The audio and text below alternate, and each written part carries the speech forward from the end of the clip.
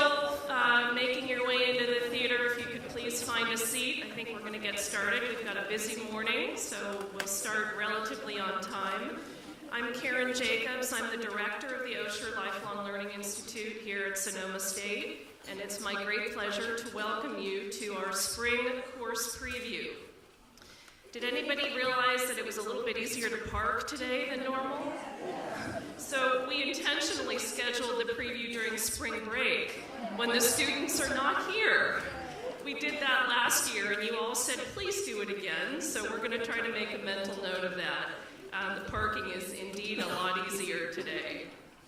Also, it looks like we have a little bit of a stage set in the background. I think they're doing 12th night here, so we'll have a little bit more scenery than usual behind the curtain, but I think you'll be distracted by what's in front of the curtain as soon as we get started.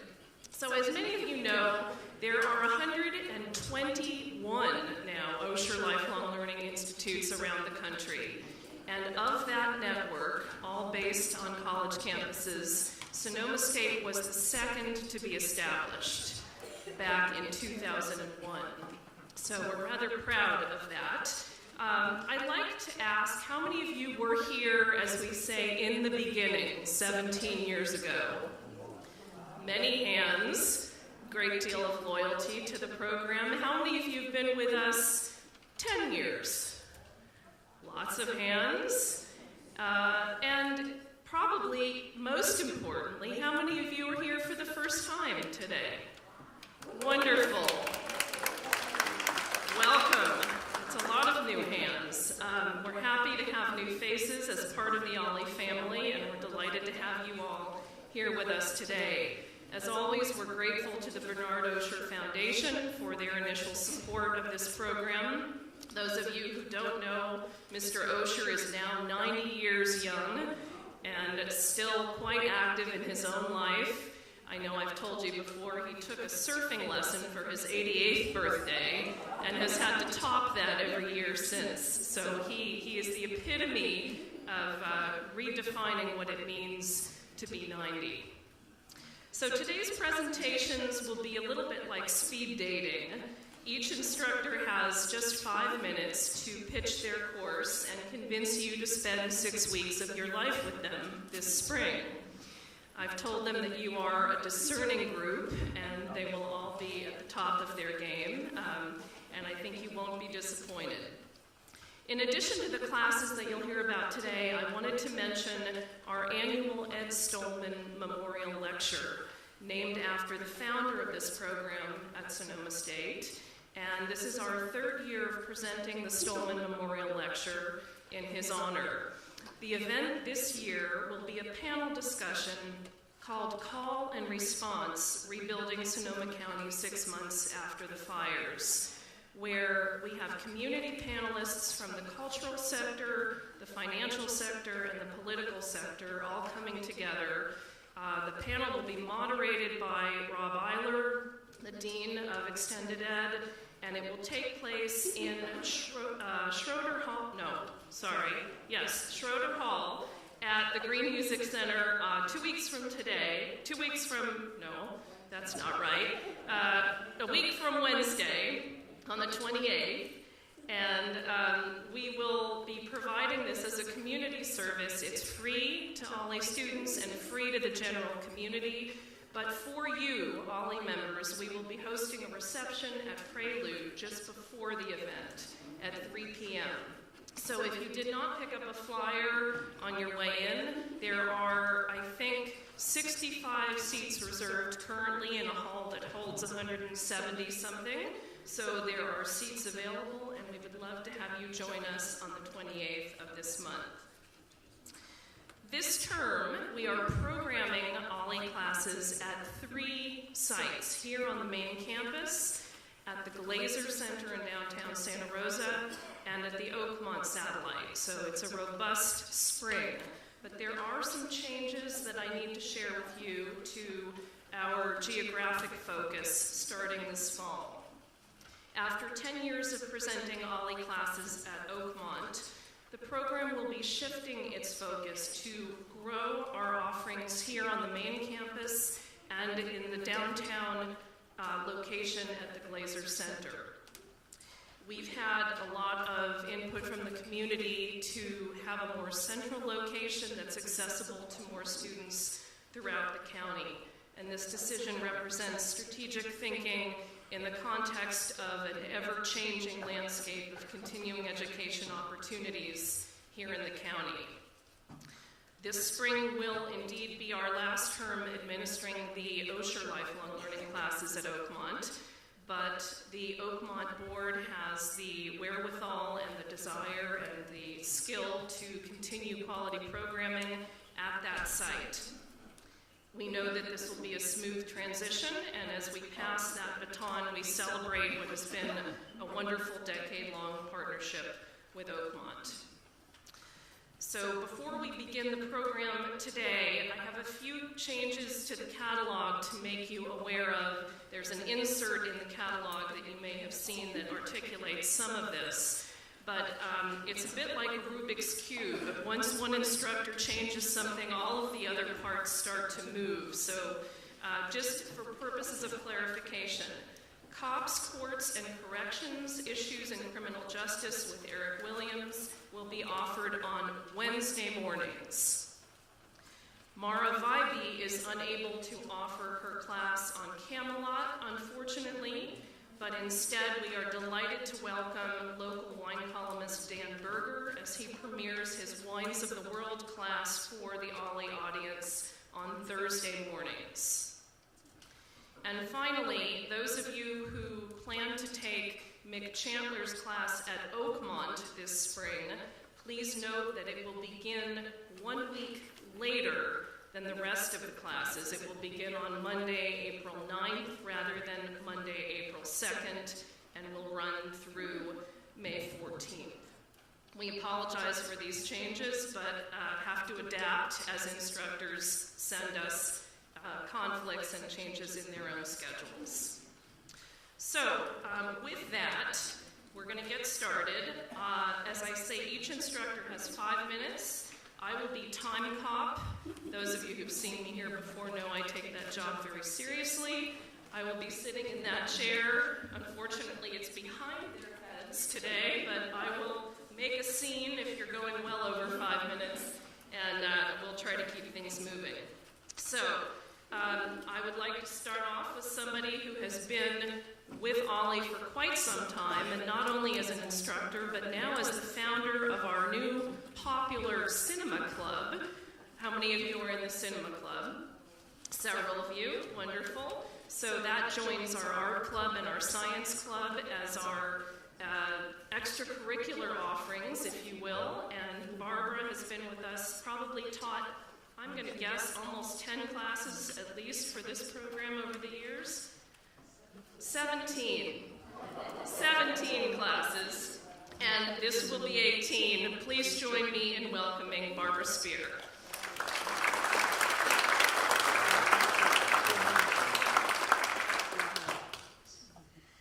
Well, thank you, Karen, for your introduction, and thank you, students and friends, for your warm welcome. It's truly wonderful to be back here at Ollie, and I'm looking forward to a new semester and a new course, Hollywood North, Films Made in Sonoma County. Well, Sonoma County has provided locations for shooting movies since the early days of silent films. As you can see, these two movies, both of them made in 1914 in Sonoma County. Salome Jane is a Western with Beatrice Michelina, one of the few Latina stars of the early days. It was filmed in Petaluma, Guerneville, and Monte Rio. The other film, In the Valley of the Moon, was adapted, of course, from Jack London's novel, and it was filmed at his beauty ranch, which is now Jack London State Historic Park. Well, during the more than 100 years that's passed since then, literally scores of films have been made entirely or partly in Sonoma County. These movies cover a wide variety of genres, horror films and dramas, action films and comedies. Some of these movies are great, some of them not so much. But all of them showcase some aspect of Sonoma County, her beauty, her reality, her people, her diversity. Well, when movie studios ruled Hollywood, roughly 1930 to 1960, just about every film they made was shot entirely in-house, on a soundstage or the studio backlot. But some filmmakers defied this and chose to make their movies at least partly on location. H.C. Potter in 1947 wanted an authentic-looking farm for the home of Loretta Young's character, Katherine Holstrom, and her Swedish-American family, and he chose to film these scenes in Cotati and Pengrove, which you can see very faintly off in the background on the left. Now, another director who chose to film away from the studio was Alfred Hitchcock. Hitchcock, once he came to America to make films in Hollywood, made his home, of course, in Bel Air to be close to the movie studios, but as often as he could, he went up to his vacation home, located in the Santa Cruz Mountains. That's where he chose to enjoy his family and friends and his wife Alma's superb cooking. Well, in studying Hitchcock's movies and career, I noticed how often he was drawn to Northern California to find settings for his suspense films. For example, Vertigo, famously set in San Francisco, and utilizing its locations brilliantly. Well, why did Hitchcock have this affinity for Northern California? One theory I've come up with is this, that the weather here simply reminded him of London, where he was born and raised. London's famous for its fog. Northern California is also well known for its fog. No wonder Hitchcock decided to travel up Route 1 when he chose Sonoma County as an important setting for two of his most critically lauded and popular box office hits. In 1942, Hitchcock was faced with federal wartime restrictions. Only $5,000 could be spent on sets for any one movie. So he left the studio in Hollywood and took his crew and actors to Santa Rosa, representing small-town America, for his 1943 masterpiece, Shadow of a Doubt, his own personal favorite of all the films that he made. Now, we'll watch Shadow of a Doubt in class, as well as Hitchcock's 1963 movie, The Birds. And this, of course, was filmed in Bodega Bay, and Bloomfield.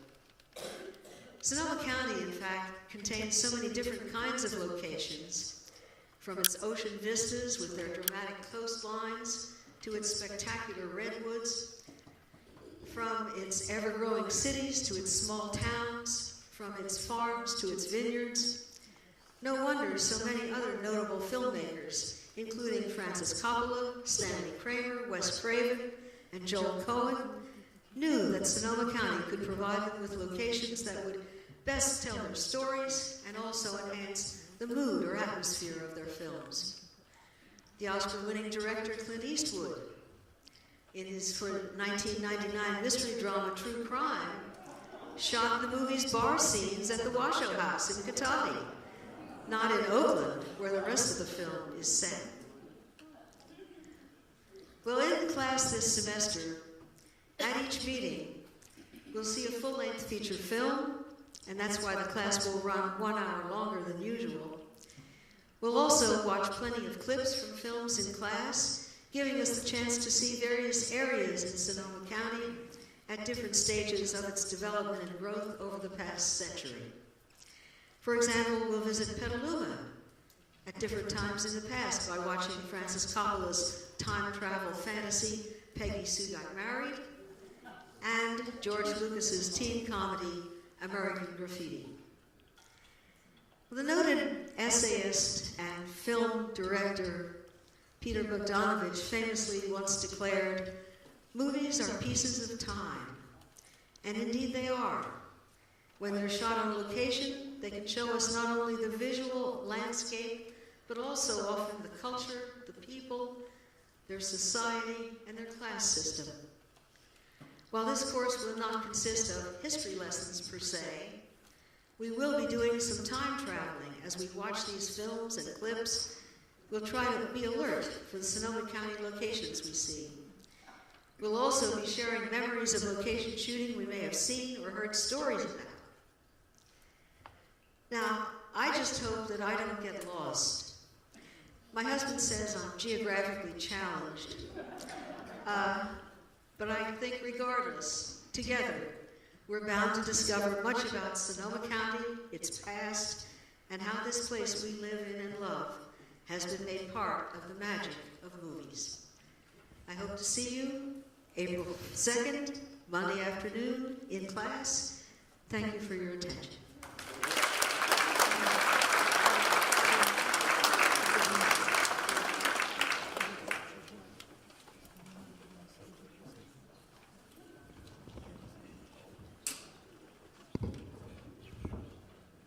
Thank you, Barbara.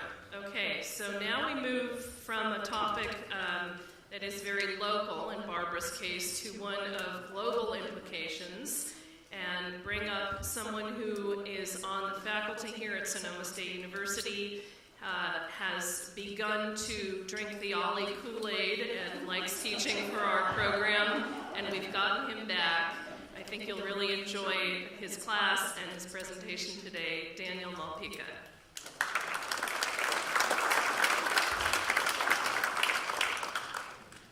Good morning to all of you. Can everybody hear me? Wonderful.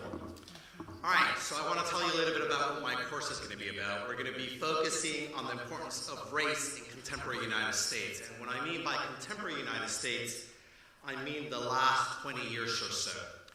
I want to make the case that race is extremely salient today, more than ever, and that it affects our lives in many important ways. And I want to argue that the United States is changing more than ever, in part because of demographic changes. As you can see here on the graph, the United States has been transformed dramatically because of issues of immigration. During the 1960s, there was around roughly 85% of all Americans were of white background. If you actually push it forward to 2020, demographers are telling us that the United States is going to be around 60% of all Americans that are in terms of white. But please note here on this graph that there's been an explosion, a demographic explosion with Asians and also with Latin Americans. And demographers play this really, really interesting game that what is the United States going to look like in 2060? And according to them, 43% of all Americans will be of white background. But notice the remarkable change. Blacks will become constant at 13%, but Hispanics, a very, very important growth at 31%, and the same thing with Asians and those individuals that also qualify as other. So I want to make the case that race matters, that race is extremely important. I'll talk extensively about how race figures in the world of education. If you're a future teacher here in Sonoma County, most of your students will actually be of racial minorities. But we also have a crisis with racial minorities in higher education. Very, very important numbers of high school dropouts and also individuals not being able to actually make it to the university. But race also matters in the world of work. We'll be talking about the sort of famous glass ceiling as it pertains to issues dealing with professionals achieving promotions and other positions in terms of how race figures into the world of work. I'll also be talking about issues dealing with disparities and race and how racial minorities are not served in the same way in terms of issues of health. We'll be talking about this notion of driving while black or police stops while driving, not only in California but also throughout the United States. And we'll be talking about the big issue in terms of imprisonment and how specifically black young men and also Latino men are imprisoned in very, very disproportionate numbers. We'll also be talking about issues dealing with residential segregation, and we'll actually focus quite a bit about this. I actually argue that race becomes extremely important because even today, here in Sonoma County, we live in very, very much residentially segregated neighborhoods. But race figures in all these other areas, in air pollution, in stress, in who we end up dating in online services, what kind of music we like, and also in terms of voting. So I want to sort of present an actual comfortable atmosphere where a lot of us will have a chance to sort of talk about this issue of race. I think it's a very, very important topic but a lot of us feel uncomfortable. We don't have the appropriate space to actually discuss this very important topic, and hopefully I'll be adequate and provide all of you with the right space, the right sort of chemistry, where all of us can sort of open up and discuss about this very, very important topic. Towards the latter part of my course, the latter 3 sections, we'll be talking about how race intersects with not only immigration, but also with the topic of citizenship. And we'll talk about illusions of national security. We'll be talking about that the United States is not being overrun by immigrants, as we're actually made to believe. In fact, Latin American migration during the last 10 years, 5 years, has actually plateaued, and we'll be discussing quite a bit about this. A lot of people are not aware of this, but it's Asian immigrants are actually on the rise as a whole here in the United States. We'll also be talking about issues dealing with immigration and assimilation, and sort of doing comparing and contrasting between the old immigrants, white immigrants at the turn of the century, and contemporary immigrants. I want to make the case that immigrants today are adapting very, very nicely. They're actually assimilating very, very nicely, despite what we actually hear in the popular press. And finally, we'll be discussing this very, very heated and controversial topic about immigrants and the role that immigrants play, not only in low-skilled jobs, but also in professional jobs. And I will actually present you with all sorts of data that basically proves that immigrants are extremely productive and they're a big, big benefit to the United States as a whole. So I want to invite you to please take my class, Tuesdays, 9 a.m. Thank you.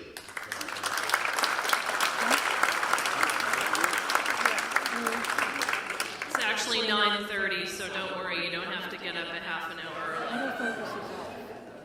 Okay, so we're going to go a little bit out of order here. Kayleen's presentation is actually a video. She wasn't able to be here in person, so we've moved that to the end just for the seamless technology of it all. So we're going to move on now to somebody who I know has become a favorite with a lot of you. How many of you have taken a class from Eric Williams? Maybe. How many of you have not taken a class with Eric Williams? You're in for a treat. Eric is the chair of criminal justice here on campus. He is past winner of the Outstanding Teaching Award at SSU, which I'm not getting quite the right name of, but you get the idea.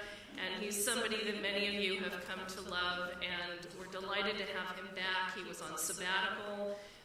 We missed him. Many of you asked when he was returning, and today is that day. So please join me in welcoming Eric Williams.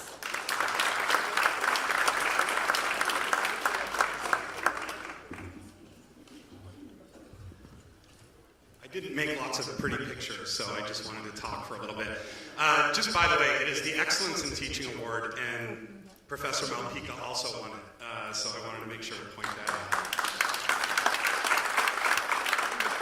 It really is. I'm really excited to be back. It's been 2 years, I believe, since I taught an OLE class. I was on sabbatical for 1 year, and I will be honest, I did not miss my undergraduates very much, but I did miss you, because you guys are always excited and interested and have lots of great questions, and I see a lot of familiar faces. I'm moving away from the Supreme Court for this class. We've sort of mined that as much as we can, I think, in an overview kind of way. And I decided instead this time I wanted to do sort of an introduction to the criminal justice system. I think that issues in criminal justice are in the paper almost every single day. And I thought giving you an overview of how that system works and then talk about some current issues might be really interesting. And so the way I'm going to structure the class is that we'll go through each of the 3 major segments involved. So we'll go cops, courts, and then corrections. Corrections being my probably biggest area of expertise. And we're going to do it in a way where the first week we'll talk about the history, and then the second week we'll talk about current issues. And so we'll go through the first week the history of policing. We'll then go through some current issues, including terrorism, police brutality, and issues with social media. Social media has actually become a really big issue with police officers. There's a case before the Supreme Court right now about the use of social media and somebody getting fired for it. We're then going to move on to the courts, and we'll talk about historically criminal courts more than civil courts and how they've grown in America. And then we'll talk about some issues. We'll talk about tort reform and medical malpractice, which is still an issue. We'll talk about plea bargaining, and we'll talk about sentencing. Sentencing has become a very important issue as our prisons become overcrowded, mostly because of issues like mandatory minimums and structured sentencing. We're then going to move on to prisons, which is probably my favorite thing to talk about. I'm a bit of a prison nerd. So we'll talk about the history of prisons, specifically in the United States, and then we're going to deal with some of the real big issues facing corrections today, starting with a law that probably none of you have ever heard of, but that's very important, called the Prison Rape Elimination Act, or PREA, which has really changed the face of corrections over the last decade. We're then going to talk about the next big issue that is already being discussed, which is the use of administrative segregation. There are 23-hour lockdown facilities. They've become more and more common since the first lockdown facility was 1983, I believe. And at one point, 20% of inmates in Texas were under 23-hour lockdown. And so we're trying to move away from that, and so we're going to talk about that as an issue.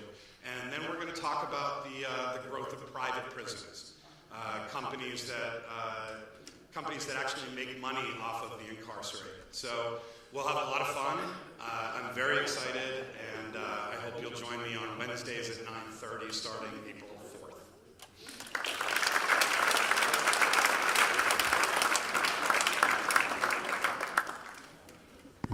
Thank you, Eric. And my apologies to Professor Malpica. I should just go trolling that list of everybody who's ever won that award and ask them to teach for Ollie. I think that's what I'm going to do. Not a bad idea. Okay, so we're now coming back to a local focus, and our next presenter is a Jack London scholar who has done work here at the university and has a history with Ollie, but hasn't been here in a while, and we're delighted to have her back again. She works extensively with both Charmian and Jack London and their life, and I'm happy to have her back today. Susan Nurnberg.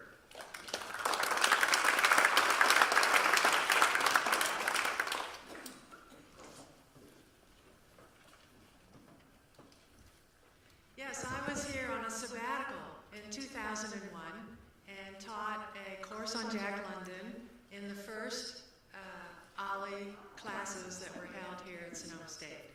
And but then I went back to the University of Wisconsin in Oshkosh and had to keep working until I could retire. And then I moved right out here. But now I'm interested in the life of Charmian Kittredge London, who is Jack's second wife. Spacebar. This is a picture of Charmian about 1900, which is when she first met Jack. At the time, she was a sophisticated San Francisco stenographer with a very active social life in Berkeley. So in the course, I'm trying to focus on aspects of her life that have never been written about before. So one will include her parents. This is her mother, Daisy Wiley Kittredge, who actually went to high school in Oshkosh, Wisconsin, where I taught. And she and her family came out west in a covered wagon right in 1865. This is Captain Willard Kittredge, Charmian's father, and he's from a very established New England family that included 9 generations of MDs. His grandfather was the first one on Mount Desert Island in Maine, which is now Arcadia Park area, if you know that. And he had left Maine and come out to California for the gold rush. And then he joined the Army during the Civil War. And so I've read his records, and there's fabulous stories in there that I will tell you about. Before, most people seem to be interested in finding out who was Charmian before she met Jack. And also, what happened, what did she do afterwards? So those are two big focuses of the class. But before she met Jack, she had traveled to Europe, and she had traveled around the country. So she was well-traveled. She was college educated. This is Susan Mills in her office at Mills College. And Charmian worked for her as a stenographer for 2 years in exchange for room and board and English and history classes. And her father actually paid for her to take piano with a famous pianist from Germany who was teaching there, and art classes. When she met Jack, she had already worked for 10 years as a stenographer in San Francisco. Most people have no conception of that, what a big part of her life that was. And also how it prepared her to really put his writing career on a fast track, which she did.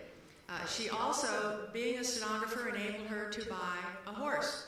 And she was an accomplished equestrian, and she not only rode her horse, but she bred her horse before she met Jack. And this is a room. She kept a suite of rooms in her aunt's house. And of course, she was a very accomplished pianist. And the room reflects a lot of her interests, and also Jack describes it in his books. So we'll look into that. And this is Jack when she first met him. Her aunt was writing an article on him for a magazine because his first collection of Yukon stories was just getting ready to come out. And so they all had lunch by the ferry building. And then Netta took Jack into the museum at the ferry building, and where he put on all these rented furs, and she took a picture to illustrate her article in the Overland Monthly. So, now I don't know if you'll be able to see this. This is their marriage license. Between 1900 and 1905, when they got married, there's a lot going on. And we'll look into that. And I have lots of new information. But what happened was, her marriage to Jack propelled her into the judgmental public eye amid scandal and moral outrage. Not only did Jack leave his faithful wife of 3 years and 2 daughters to marry her, but he married her the day after his divorce became final. And how she lived that down and negotiated with that is a big part of her story. And if you could see on here, this is, Jack has listed her age as 21. And she was, in fact, going to turn 34 in 9 days. So now, did Jack think she was 21? Or was this a publicity stunt? Or did she ask him to do that?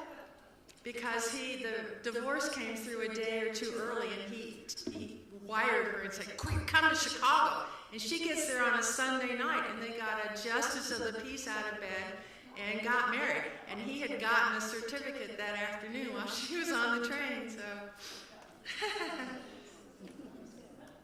Okay, thank you. So this is Charmian's wedding picture, and she curated his legend. A lot of the story we know of Jack was based on her work. And I have a list that is on the OLLI SSU website. If you want to read some of the books about Charmian that were written by people who knew her or by her. They're listed there. Thank you very much.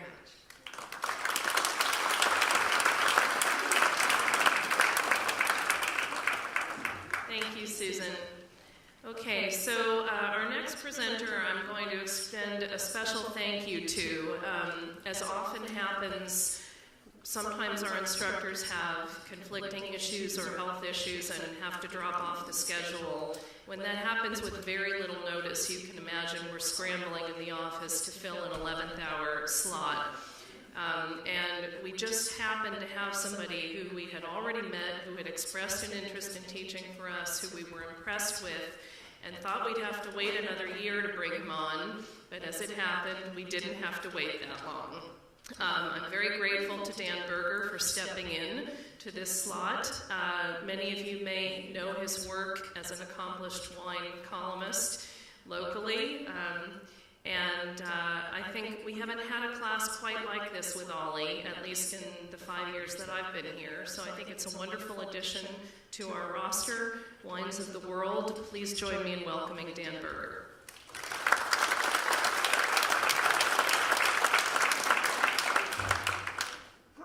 Nice to see all of you.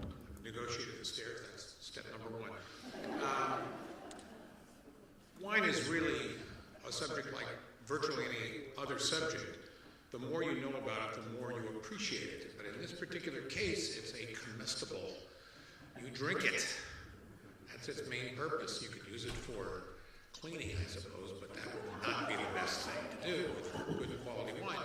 So what we're going to do over the next 6 sessions, if this works, okay. Class number 1, very simple. 6 classes, all about wine, from here to Timbuktu. So they don't make wine in Timbuktu, that I know of. But we do have lots and lots of places in the world where wine is produced. So the class number 1 is really all about the basics of how wine is produced. It's not technical. It's a basic course on why wine exists the way it does, which is not like the wine that you saw in the Sunday Chronicle.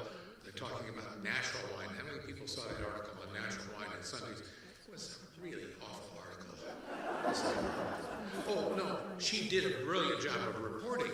The problem is natural wine is terrible to drink. We will explain why. That's number 1. So this is the basic step number 1. How about the differences between a Cabernet Sauvignon and a Merlot? This is really the illustration of why wines are different from one another. If you want a glass of red wine and you get a glass of red wine, is it right? Is it an example of what you intended to get? If you get a bottle of Cabernet Sauvignon that smells and tastes like Merlot, number 1, would you know? Most people wouldn't. And the reason for that is that winemakers are making their wines not to taste like what the label says. We should know this. If you want a Cabernet, you should get a Cabernet. And what we're getting is sort of generic. So that's another step forward in your learning process. Then you have costs associated with mass production versus boutique. Why are they different? Why do we spend more for one wine than another? Is the cheaper wine just as good? In some cases, it's better even. We're going to talk about grapes, production facility, and the costs of running one of those things. The equipment, the overhead, label design, labor, all those other ancillary subjects which have absolutely direct consequences in what's inside that bottle underneath that cork or that cap. Class number 2 is going to be about France. Notice the map. If you notice, the map shows plenty of different places in France where wine is grown. Wine is grown in many, many, many places, all these different areas. We're going to talk a little bit about Champagne, the Loire Valley, Bordeaux. There's 2 Bordeaux's there. There's a good reason for that. Because there are 2 Bordeaux's, essentially. There's the good stuff, and then there's the stuff that you don't want to drink. Then there's Burgundy, which is really Pinot Noir country. And then there's the Rhone Valley and Alsace and Germany. Why is Alsace and Germany listed when there's a separate class on Germany? Well, that's another story. Italy. This is one of the most complicated subjects in the world, Italian wine. There are probably about 600 different grape varieties that grow in Italy alone. Why is it that almost everything we buy is Chianti? And what constitutes good Chianti? I'm sorry we can't do the tasting in the class, but you'll find out. Why this is the world's most complicated wine region. Number 4, we're back to Germany again. Why is that? Well, because there's history here, and the history is very important. The history of Germany and the history of the occupation of the Alsace district of Germany, which is now part of France. Okay, so we have the geopolitical histories that exist throughout these countries are very important, and they really illustrate why these wines taste the way they do. Why, for example, are the Alsace wines grown in the same exact soils as the German wines? Why do they taste so different? Well, I'll explain that. It's very simple. The dry versus sweet issue is very important as well. And controlling your own destiny, champagne and port. Well, why am I putting champagne and port together when port is from Portugal and champagne is from France? Why is that? Because they're the last 2 districts in the world that control their own destiny from an economic point of view. And the history and the culture that parallel those 2 districts is just fascinating. And there's story after story about those 2 districts. Class number 5, the most dynamic part of the program, in my opinion, because Argentina and Chile and Australia and New Zealand today represent the most dynamic area of the world of wine in terms of its development. This is just the map of New Zealand. I put that in there because New Zealand is really where it's happening. It's really happening. The fact is that most people don't know that. We're beginning to see those wines now. They represent sensational value, which is important for all of you who are on a budget, and who isn't.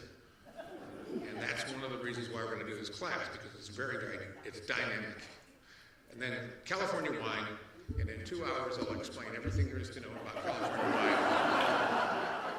Everything. It'll be covered. You'll be fascinated. All right. And that's it. One of the most important parts about this class is how it works from a dynamic point of view. If you ask questions, I can answer them. And if I don't have an answer, I can get that answer and have it for you the following class session. It starts April 5 in the morning, just in time when you leave to go to lunch and have some wine. We will talk further about this on April 5th. Thank you very much.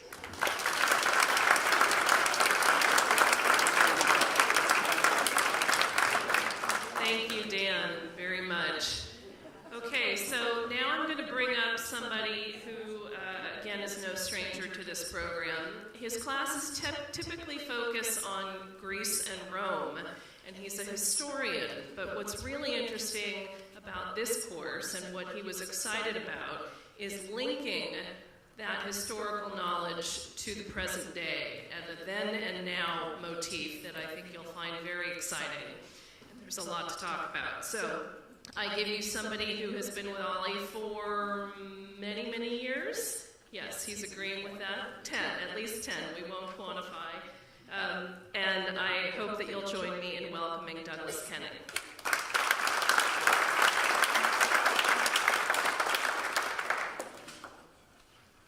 Thank you, Karen. Hello, everybody. Glad to be back. Well, res publica, the public thing.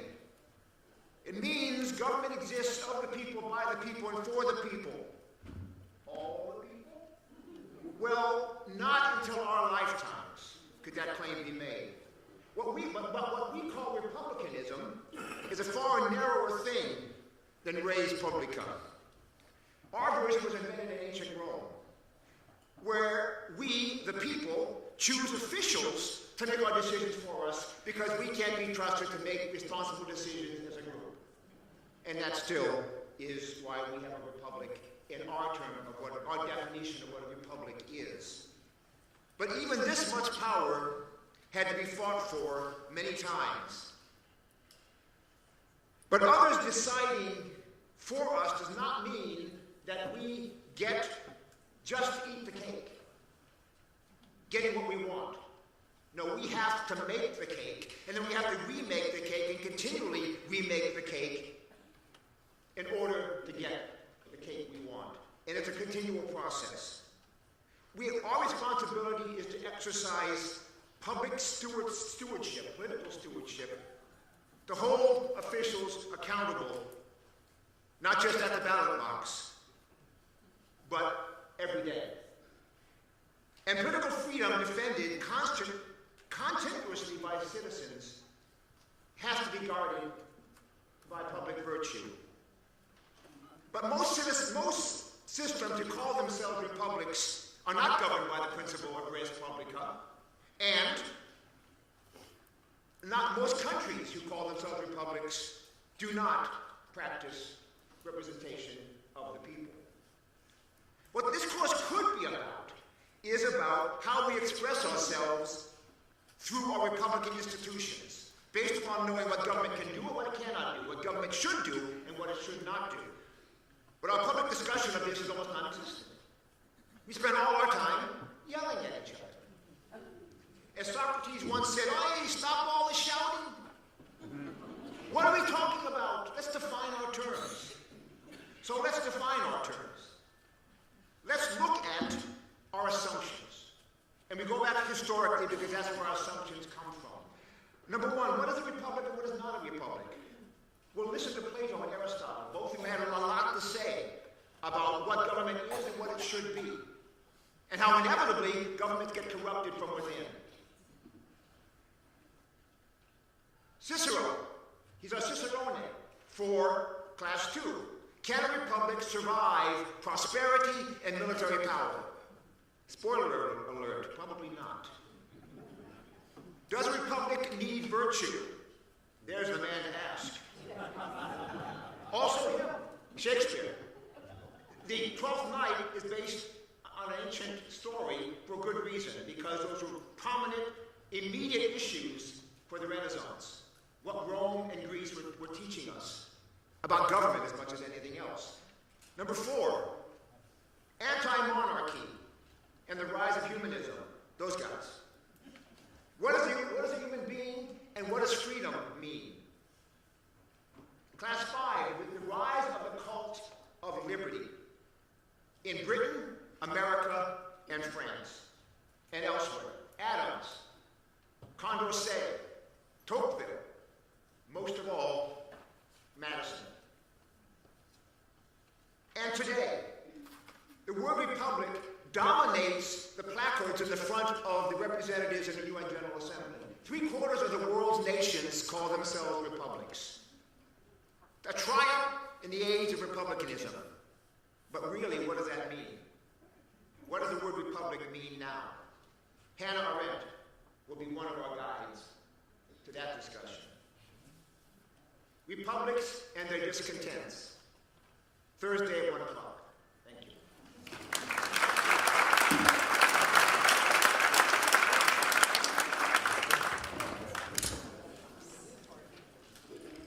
Thank you, Douglas.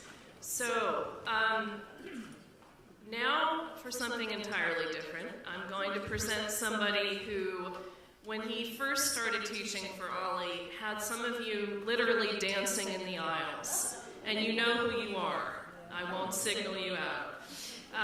After watching over this weekend for the 3rd time Joan Baez's 75th birthday concert on PBS, I think if there was ever an Ollie class that I'm going to try to attend parts of, this is it.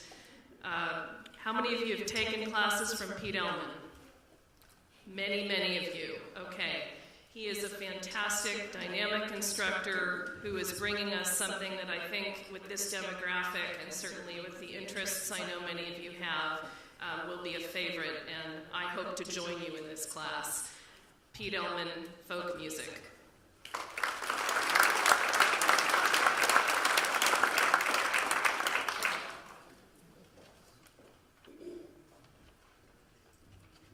Good morning. Good to see everybody. So, what is this class all about? Well, the title of the class is The Golden Age of American Folk Music, 1950 to 1975. The folk music that emerged in the 50s has lasted over 60 years and will probably last a lot longer. Why? Because the confluence of people, politics, and social awareness that came out of the post-war era that ushered in a new age of enlightenment. This course will examine the soundtrack of that period and how folk music was not only key to this movement, but how it became integrated into the larger world of popular music. Those are some of the people and things we're going to be talking about as you read that.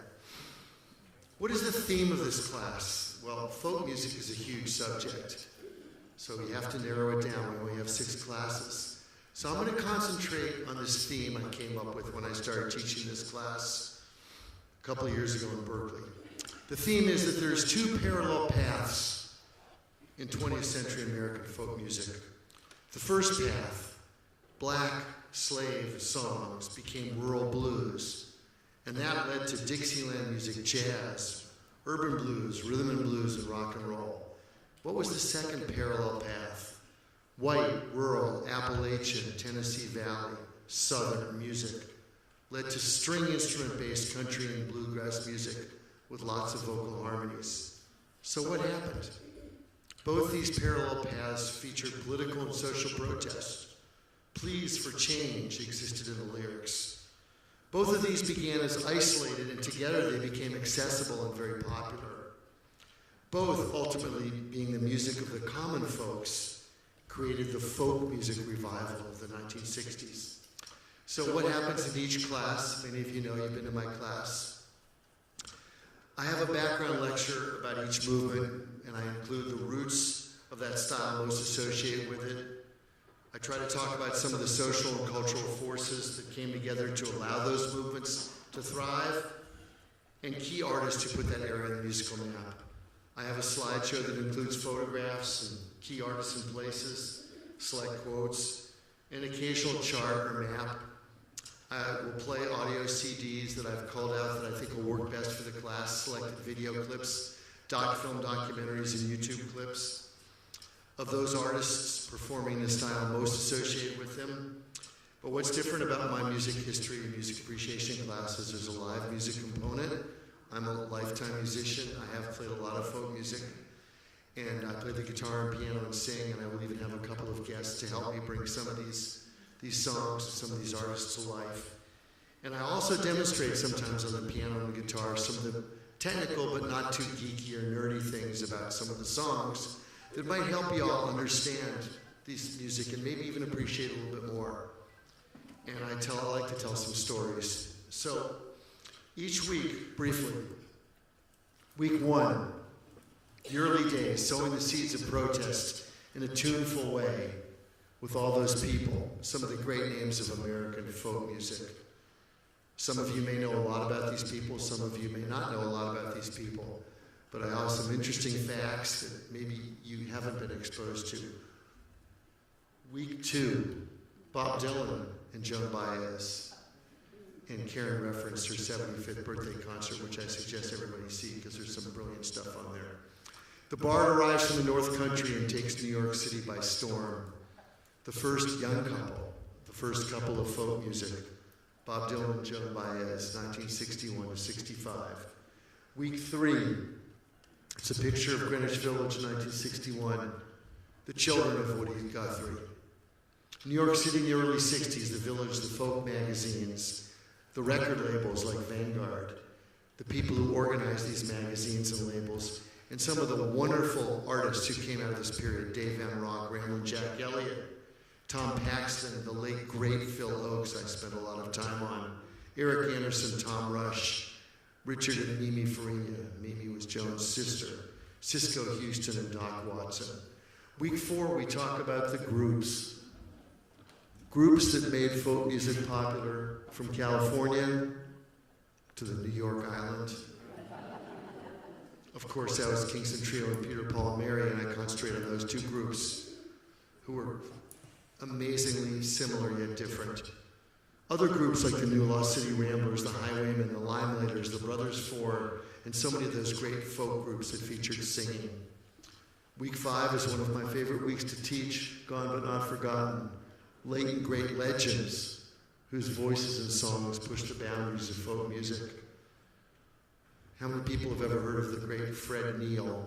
We have a few people who have. You'll learn a lot about Fred Neil and Tim Hardin and some of those people. And Jesse Winchester, who left America because he didn't want to serve in Vietnam and wrote many great folk songs. Week 6, the last week, the Canadian Connection. Our neighbors to the north have provided us with some inspiring music. What are my hopes and expectations for this class? Well, to help everybody gain a little bit of insight and inspiration and learn about the development and importance of folk music in our society, in our culture, in our lives. Also to shed light on the lives and careers of key people, but also introduce some not so famous people like Fred Neil, who were crucial to the spread of folk music. To summon up positive memories and nostalgic reminiscences. And lastly, to reignite the important emotional connection that many of us have with this popular and uniquely American music that has influenced so many lives. So I hope to see many of you on Monday, April 2nd. I'm the first Ollie class of the week, Monday morning sharp. Thank you. Bye-bye.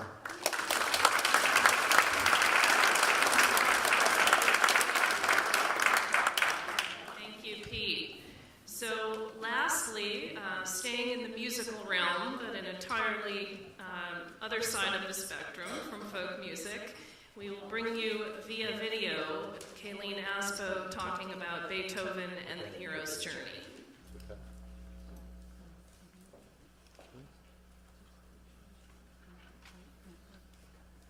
Hello, I'm Dr. Kayleen Asbo, and I'll be teaching a course this spring on Beethoven and the hero's journey. Since I was 8 years old, this man, Ludwig van Beethoven, has been my almost constant companion. At night, when I was scared or sad or depressed, I would put on the Fifth Symphony as a child, and it would stir within me the seeds of hope and courage. He has done so for millions of people. In this 6-week course, what we'll be exploring is that his amazing life traces an arc that beautifully mirrors Joseph Campbell's conception of the hero's journey. It begins with a childhood wrought with all kinds of problems, born to an alcoholic father, a mother suffering from tuberculosis. Little Ludwig had to fight his way to survive. He emerged a great virtuoso. He went off to Vienna, and there he captivated audiences with his powerful piano playing, stormy, dramatic, and yet clearly the inheritor of Mozart and Haydn.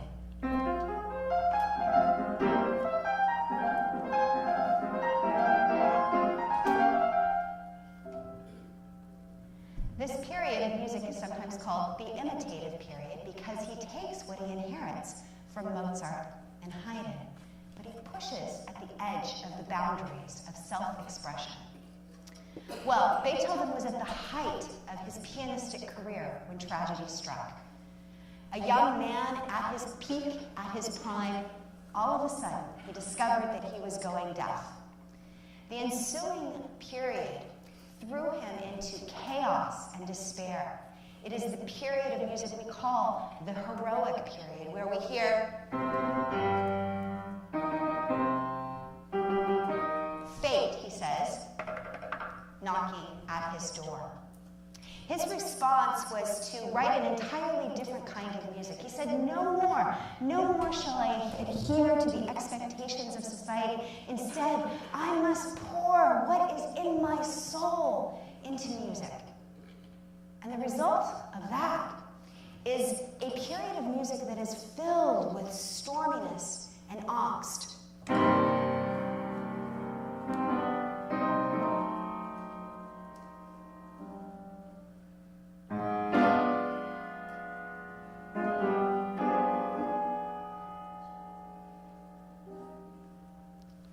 At the same time, we get glimpses glimpses of a tender soul.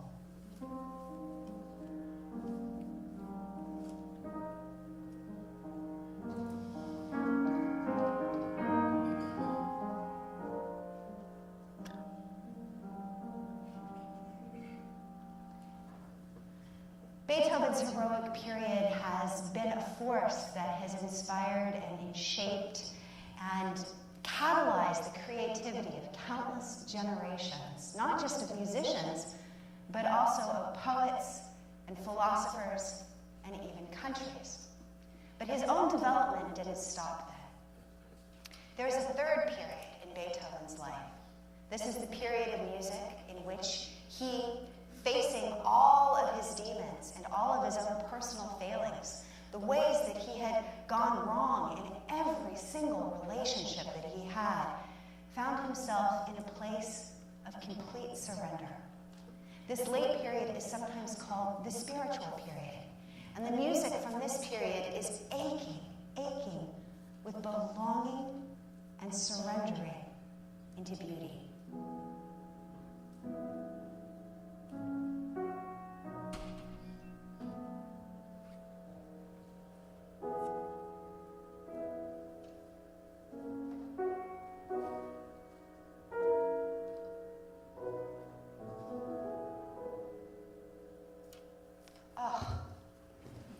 Bring a tear to your eye, I hope. We're going to talk then about Beethoven's music, the bold aspect of him as a young youth in Vienna, the heroic period where he wrestles with fate, determined to triumph against all kinds of adversity, and the gorgeous music of his late period, which is Beethoven saying, here is my broken heart.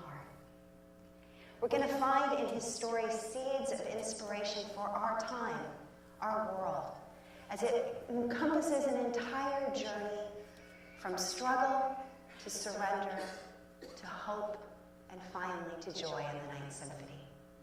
I hope you'll join me for this adventure, Beethoven and the Hero's Journey. Thank you.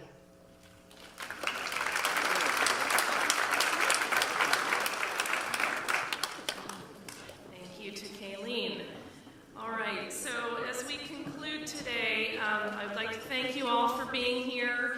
I'd like to ask you to stay tuned for expanded offerings here at Sonoma State on this campus and also at the Glazer Center in downtown Santa Rosa. I'd like to invite you to join us this summer as we're going to present a 4-part lecture series in Schroeder Hall on environmental issues, from issues of local impact to global proportions. We will have advocates, artists, ecologists, all coming together to talk about the environment. And the summer catalogs are now with the designers, so you'll be getting those the 5th week of spring term, and we look forward to seeing you at that series. We are also working on expanding the benefits of OLLI membership for all of you, to include greater discounts at the Green Music Center, expanded discounts on campus, free admission to theater performances, and other perks. So stay tuned on that. My final note is I'd like to thank the OLLI Advisory Board. If you're here in the room, please raise your hand if you serve on the advisory board. And the curriculum committee for helping to select all of these fantastic classes, and our outreach committee, and our ambassadors in the classroom. All of you have donated your time as volunteers to this program. I'm eternally grateful for that. Thank you very much. Thank you all for being here, and we'll see you in April.